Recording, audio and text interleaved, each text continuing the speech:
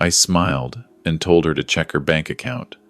The color drained from Isabel's face so fast, I thought she might actually faint right there on the polished marble floor of the Sterling room. My son Marcus stood frozen beside her, confusion written all over his face.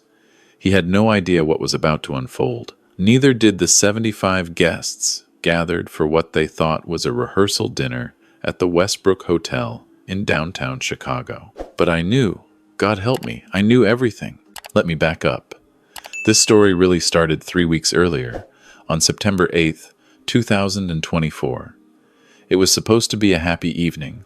My wife Catherine and I had driven into the city for what Isabel called a casual family dinner to finalize some wedding details. Marcus and Isabel had been engaged for 8 months, and the wedding was scheduled for September 28th.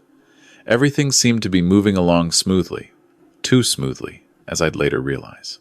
The dinner was at Marcello's, this upscale Italian place in River North that Isabel had insisted on. She always insisted on the expensive places, but I'd chalked it up to her wanting the best for special occasions. Marcus seemed happy, and that's all that mattered to me. Or so I thought. I'm a retired attorney. Spent 35 years practicing corporate law before I hung up my briefcase 2 years ago at 60. You don't survive that long in Chicago law without developing a sixth sense for when something's off.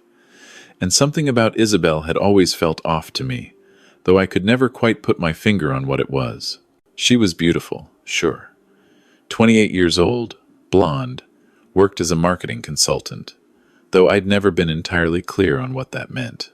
She'd met Marcus at some charity gala about a year prior. He'd been smitten immediately. My son is a brilliant architect, but like a lot of brilliant people, he can be naive when it comes to matters of the heart. That September evening, about 40 minutes into dinner, my phone rang. It was my law partner of 20 years, Jim Hutchinson.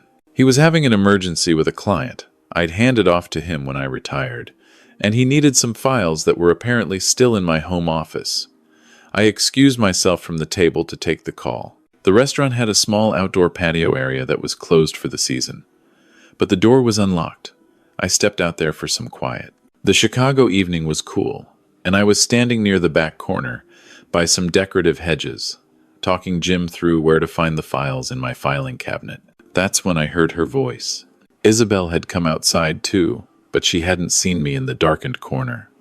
She was on her phone, speaking in hushed but animated tones.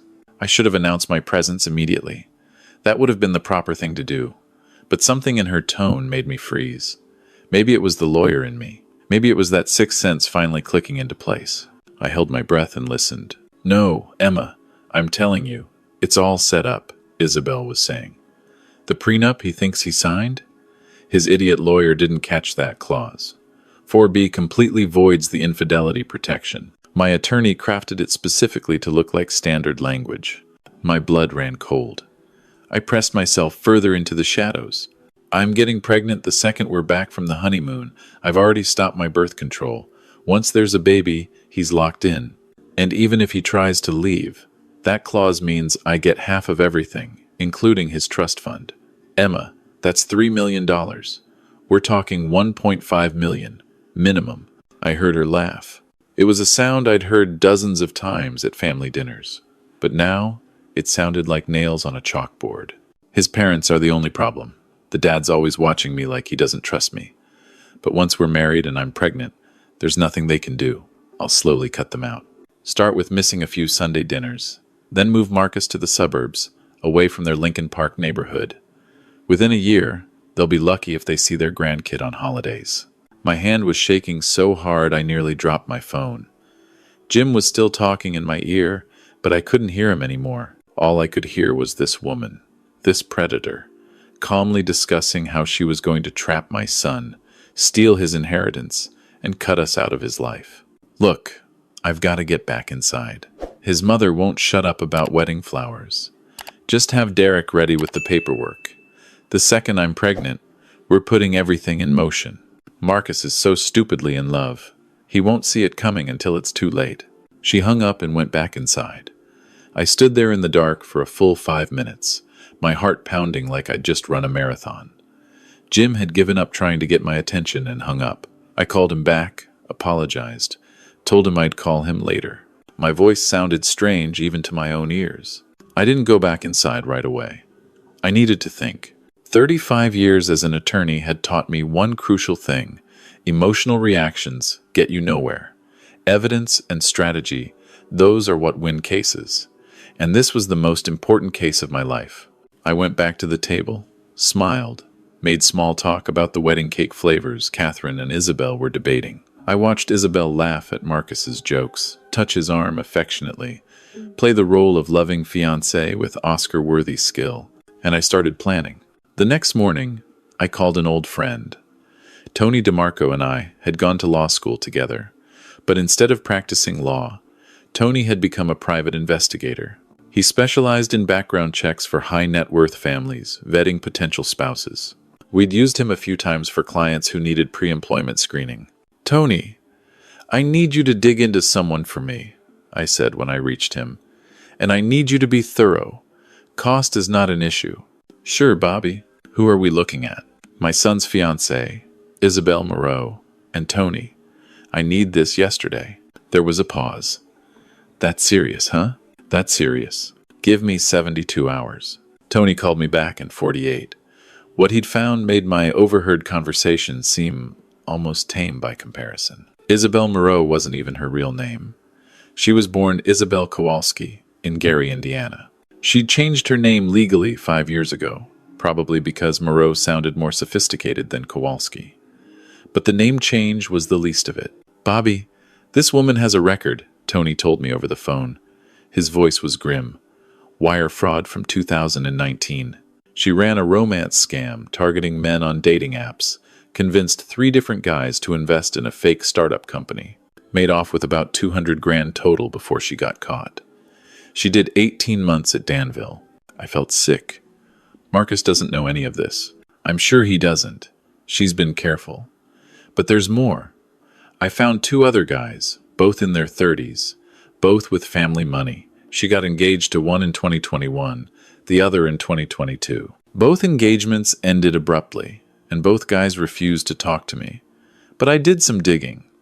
Both filed restraining orders against her after the breakups. Both had financial irregularities during their relationships, unexplained withdrawals, credit card charges.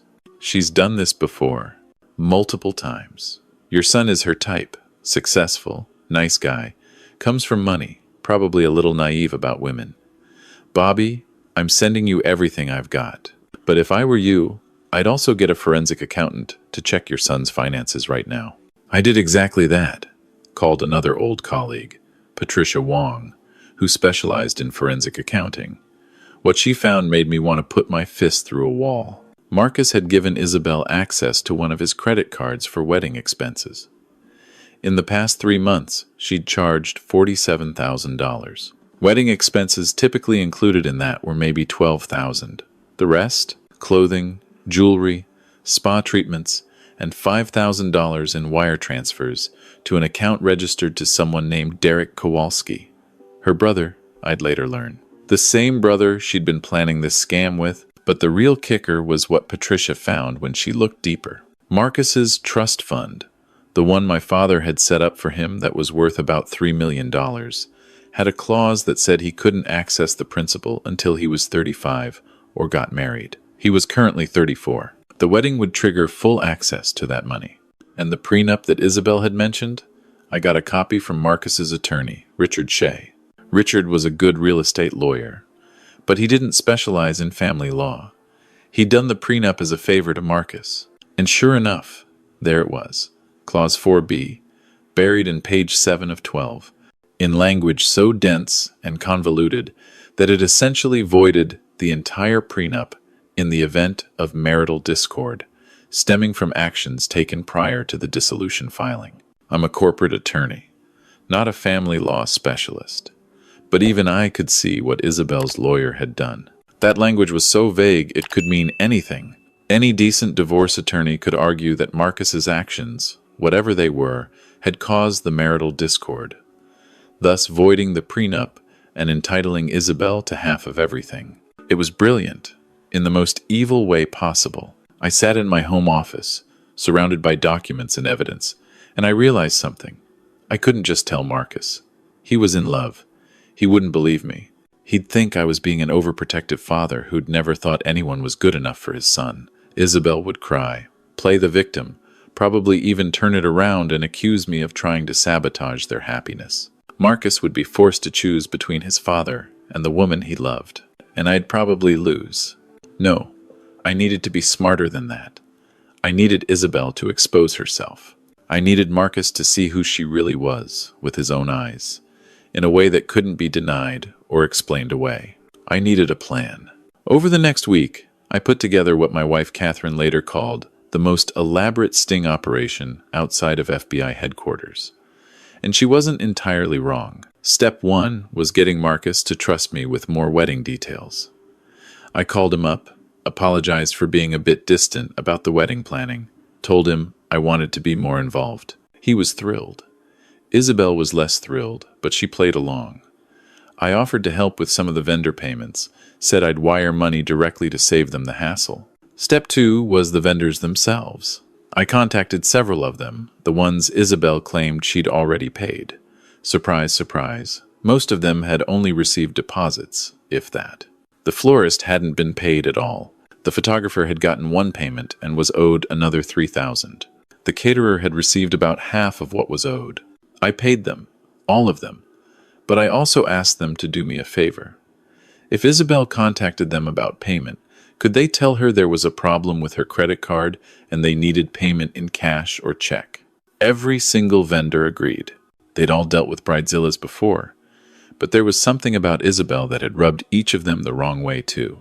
Step 3 was the hardest. I needed to turn someone in Isabel's circle. I needed an inside person. I went back to Tony. Can you find out more about this Derek Kowalski? He called me back 6 hours later. Brother, age 32, lives in Evanston. Works as a business consultant, which is code for unemployed con artist. He's got a record too. Fraud, identity theft. Did 2 years in Stateville. Currently on probation. Perfect. I need to meet with his probation officer. Bobby, what are you planning? Something that's either going to save my son or destroy my relationship with him forever. Through some very careful legal maneuvering and a few favors called in, I managed to have a conversation with Derek Kowalski's probation officer, a tired-looking woman named Martha Simmons. I explained the situation. I showed her the evidence Tony had compiled. If Derek is involved in another fraud scheme, that's a violation of his probation, she said carefully. What if Derek were to cooperate? What if he provided information about the scheme before it was completed? Martha studied me for a long moment. Are you asking me if cooperating with authorities could work in Derek's favor? I'm asking hypothetically. She smiled, just a little. Hypothetically, yes, cooperation is always viewed favorably. It took 2 more meetings, but we got Derek on board. Turns out he wasn't the criminal mastermind. That was all Isabel. He was just a weak-willed little brother who'd been following his sister's orders his whole life. When faced with the choice between going back to prison or helping us stop Isabel, he chose the latter. She's done this 4 times now, Derek told me in a coffee shop in Evanston, his hands shaking as he held his cup. I helped her with the last 3. I'm not proud of it, but she's my sister. And she convinced me these guys deserved it because they came from rich families. I don't know. I was stupid. You're making a smarter choice now, I told him. Derek told me everything. The whole plan, in detail. How Isabel had targeted Marcus specifically after seeing his name in a Chicago Tribune article about emerging architects.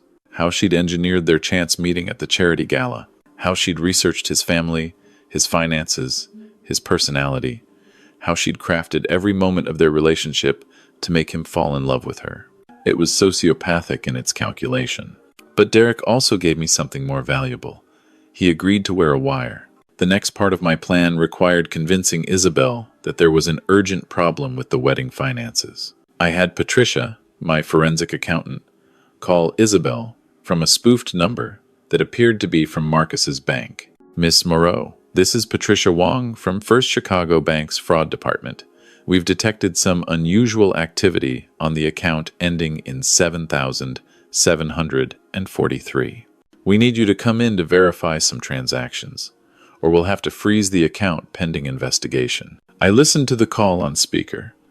Isabel's voice went from confident to panicked in about 3 seconds. What kind of unusual activity? I'm authorized on that account. I can't discuss specifics over the phone, ma'am, but I can tell you that there are several large transactions that have been flagged. We need you to come in tomorrow at 2 p.m. to verify your identity and the legitimacy of these charges.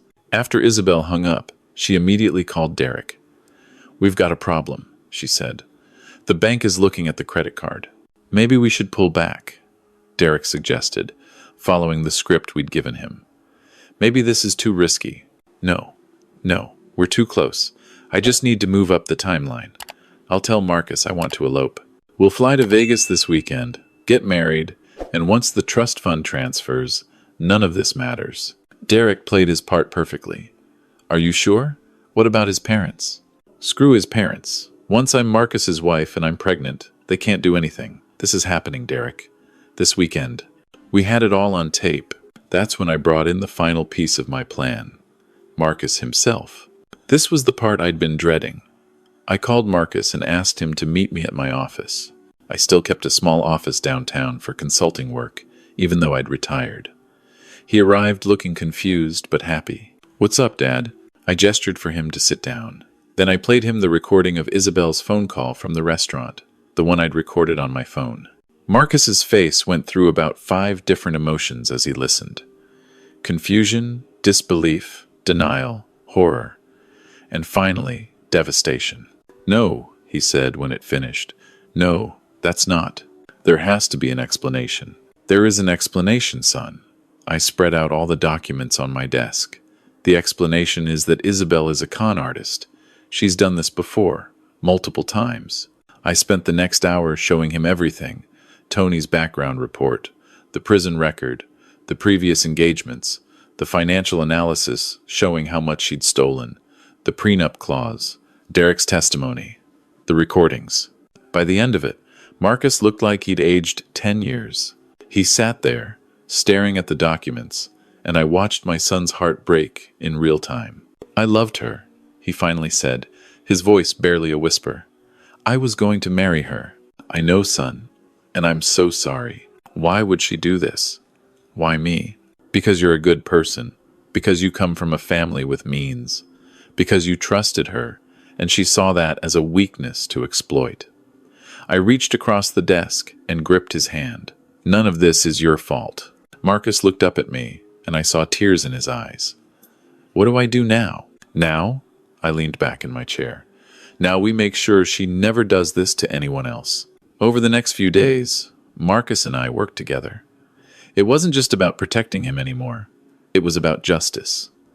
We coordinated with the Chicago Police Department's fraud division. We had Derek continue to play his part, gathering more evidence.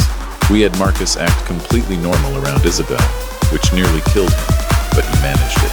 The rehearsal dinner was scheduled for September 27th, the night before the wedding. It was being held at the Westbrook Hotel in the Sterling Room, a gorgeous space with floor-to-ceiling windows overlooking the Chicago River. Isabel had invited 75 people. Our family, her family, mostly Derek and some friends, playing roles, and various people from Marcus's architecture firm. I paid for all of it, every cent. The dinner was costing about $15,000. Consider it an investment in my son's future. The morning of the rehearsal dinner, Detective Linda Ramirez from CPD's fraud division called me. We're ready. We'll have plainclothes officers stationed around the venue. The moment you give the signal, we move in. Thank you, Detective. Mr. Brennan, I have to ask, are you sure you want to do this at the rehearsal dinner? We could arrest her quietly, spare your son the public scene. No, I said firmly. She was planning to humiliate my son in front of everyone by trapping him in a fraudulent marriage. She deserves the same treatment in return. That evening, as guests began arriving at the Sterling Room, I felt remarkably calm. Catherine was beside me, looking beautiful in a navy dress. She knew the entire plan. She'd been horrified, heartbroken for Marcus, but she'd supported every step. Are you sure about this? She whispered to me as we watched Isabel work the room, playing the happy bride-to-be. I've never been more sure of anything. Marcus arrived with Isabel. He looked pale, but composed. We'd rehearsed this moment a dozen times. He squeezed my hand as he passed, a silent communication between father and son. The dinner proceeded normally at first. Salads were served. Champagne was poured. I stood up to give a toast. "I want to thank everyone for being here tonight," I said, my voice carrying across the room. "Tomorrow, my son Marcus is supposed to marry Isabel. It's every father's dream to see his son find happiness." Isabel was beaming. She had no idea what was coming.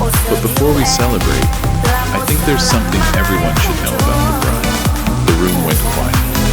Isabel's smile faltered slightly. I pulled out a small remote and clicked it. On the screen we'd set up for the rehearsal slideshow, a different image appeared. Isabel's mugshot from 2019. This is Isabel Kowalski. She served 18 months in federal prison for wire fraud. She ran a romance scam targeting multiple men, stealing over $200,000.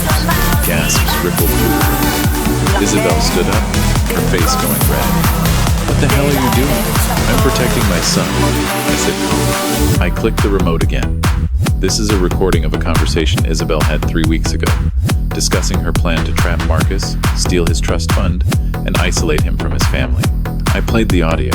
Her voice filled the room. Every damning word. Isabel started backing toward the door. "You're insane. This is fake. Marcus, tell him to stop." Marcus stood up slowly. He looked at her with an expression I hope I never see on my son's face again. Complete and utter betrayal. "Is it fake, Isabel? Or should I call you Isabel Kowalski?" She turned to run, but Detective Ramirez and 2 other officers were blocking the exit. "Isabel Kowalski, you're under arrest for fraud, identity theft, and violation of supervised release terms for Derek Kowalski, who is cooperating with authorities." That's when I turned to her and smiled. "You should probably check your bank account. That money you transferred to Derek, he transferred it back this morning. All of it. $47,000. Consider it our wedding gift." The color drained from her face. She looked at Derek, who was standing near the back of the room. He couldn't meet her eyes. "You," she hissed at him. "You betrayed me." "No," Derek said quietly. "I stopped helping you hurt people. They took her away in handcuffs."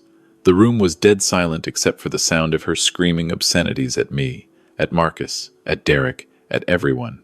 After she was gone, I addressed the shocked guests. "I apologize for the disruption. There will be no wedding tomorrow. But please, stay. Enjoy the meal we've prepared. It's already paid for." About half the guests left. The other half stayed, too stunned to do anything else. Marcus sat down heavily in his chair. Catherine wrapped her arms around him. He started crying, right there in front of everyone, and I don't think anyone judged him for it.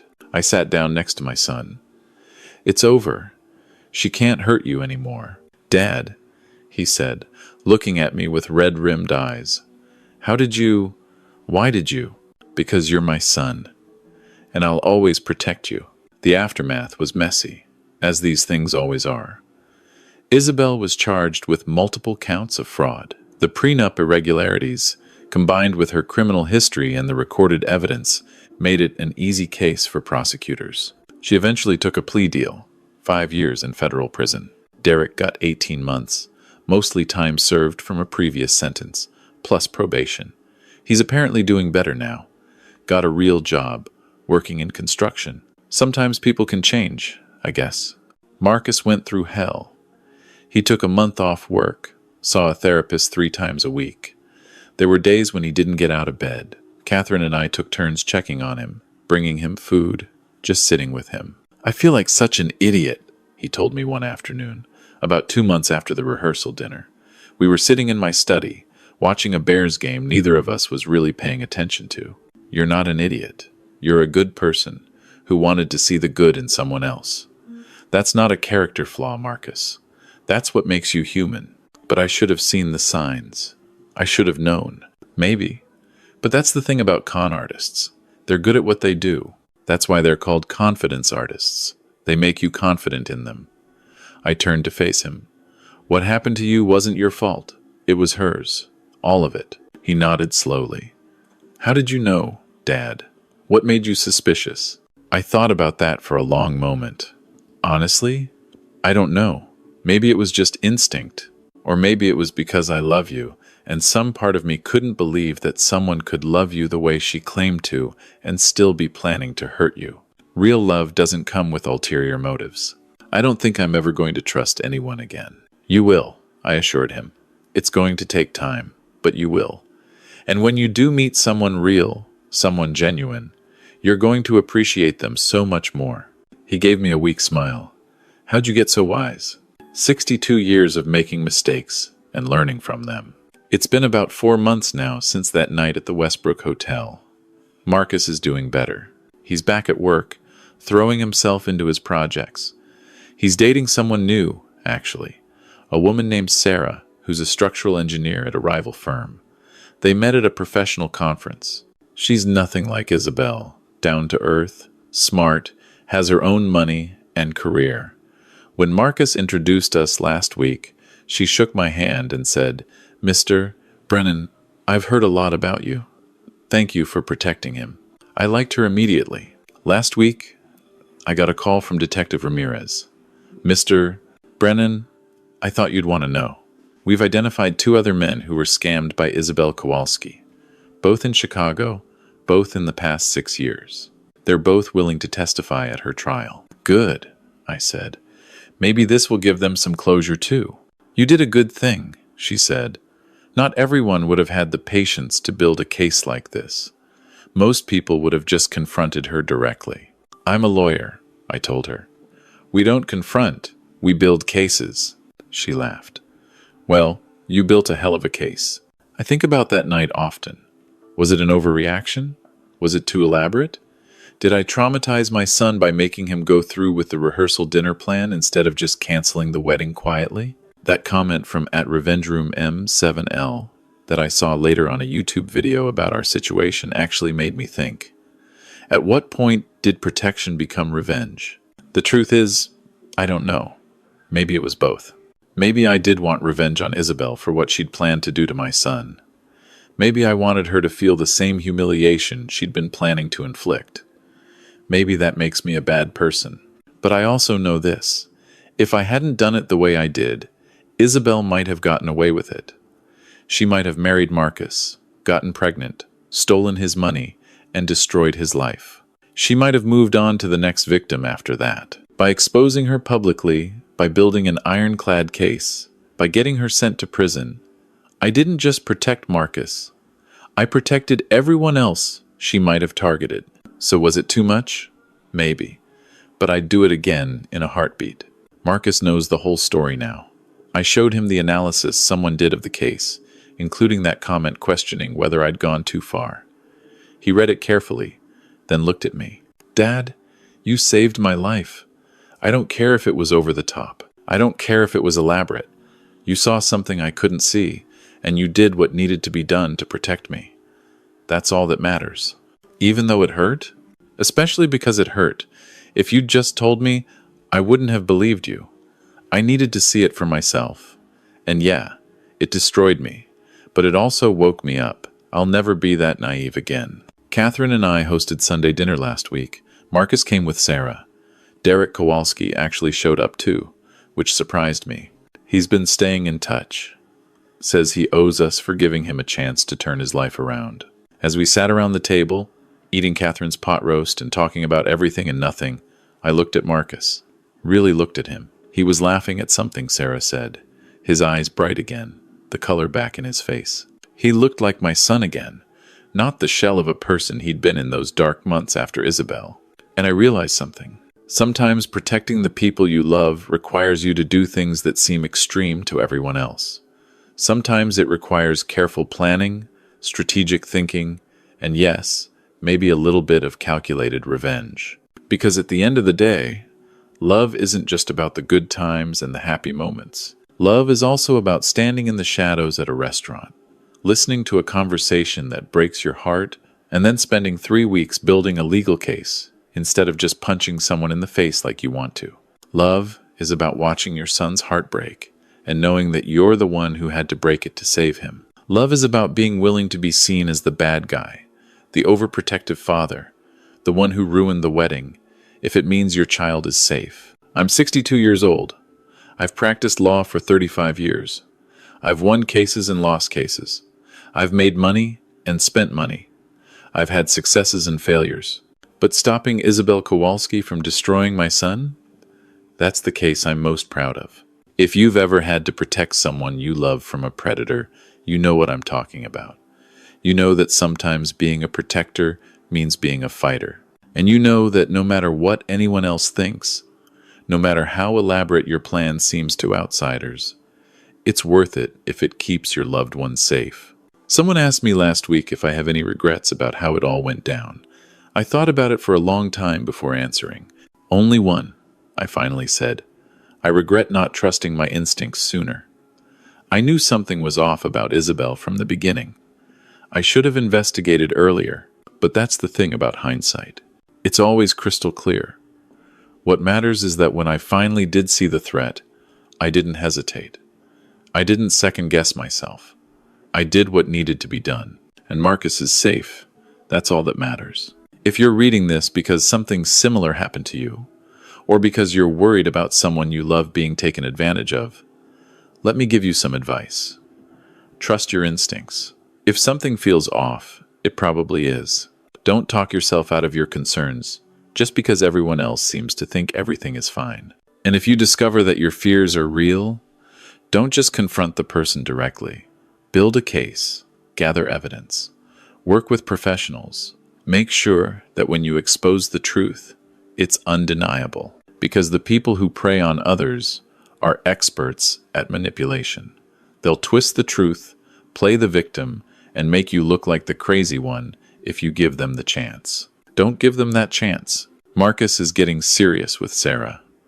I can see it in the way he looks at her, the way he talks about her. It's different from how he was with Isabel. Less desperate, more grounded. He's taking his time, being smart, but he's also opening his heart again. Last Sunday, as everyone was leaving after dinner, Sarah pulled me aside. "Mr. Brennan, can I ask you something?" "Of course. And please, call me Robert. How did you know to investigate Isabel? What was the thing that made you suspicious?" I thought about that. Honestly, I don't think it was any one thing. It was more like she was too perfect, too agreeable, too accommodating, too interested in every little detail of our family finances, while pretending she wasn't. And I think, on some level, I couldn't understand what she saw in Marcus. "What do you mean?" "I mean, Marcus is a wonderful man, but he's also a bit nerdy, a bit awkward, more interested in structural integrity than social media. Isabel was this glamorous woman who could have dated anyone. Why him?" And the answer, I realized, was because of what he represented: access to money and a trusting nature. She didn't love him. She loved what he could give her. Sarah nodded slowly. "For what it's worth, I love him because he's nerdy and awkward. I love that he gets excited about load-bearing walls and architectural history. I love that he's kind and trusting." I smiled. "I know you do. That's why I like you." She hesitated, then said, "I want you to know, I have no ulterior motives. I have my own career, my own savings, my own life. I'm with Marcus because he makes me laugh, and because I admire how he's rebuilt himself after everything that happened." "I know that too," I said gently. "But thank you for saying it." She gave me a hug before leaving, and I realized that Marcus was going to be okay. Better than okay. He'd been through hell and come out stronger. That's the part they don't show you in movies. They show the revenge, the confrontation, the dramatic moment. But they don't show the aftermath, the healing, the slow rebuilding of trust and self-worth. They don't show the quiet Sunday dinners where you realize that your child has finally started to smile again. They don't show the phone calls where they tell you about someone new they're dating, and you can hear the hope in their voice again. They don't show the moment when you realize that the nightmare is really, truly over. But those are the moments that matter. I'm not a hero. I'm just a father who saw his son in danger and did what any parent would do. Or at least, what I hope any parent would do. I protected him. I fought for him. I made sure that the person who tried to hurt him paid the price. And If that makes me overprotective, or vindictive, or too elaborate in my planning, then so be it. I'll wear those labels proudly if it means my son is safe and has the chance to find real love with someone who deserves him. The Westbrook Hotel still sends me mail sometimes. Special event packages, promotional materials. I think about that night every time I see their logo. The Sterling Room, the shocked faces of the guests, Isabel's rage as she was led away in handcuffs. But mostly, I think about Marcus sitting there, crying, with his mother's arms around him. That image is seared into my memory. The moment when everything he believed about his relationship crumbled, when he had to face the fact that someone he loved had been lying to him from day one. That's the price of protection. Sometimes you have to hurt the people you love in order to save them. It's the hardest thing I've ever had to do, but I'd do it again. 1,000 times over, I'd do it again. Because that's what love is. Not the fairy tale version where everyone is happy all the time. The real version, where you make hard choices and live with the consequences, because the alternative, letting your loved one walk into disaster, is unthinkable. I'm Robert Brennan. I'm 62 years old. I'm a retired attorney, a husband, a father. And I'm the man who stopped Isabel Kowalski from destroying my son. That's my story. That's my truth. And I'm at peace with it.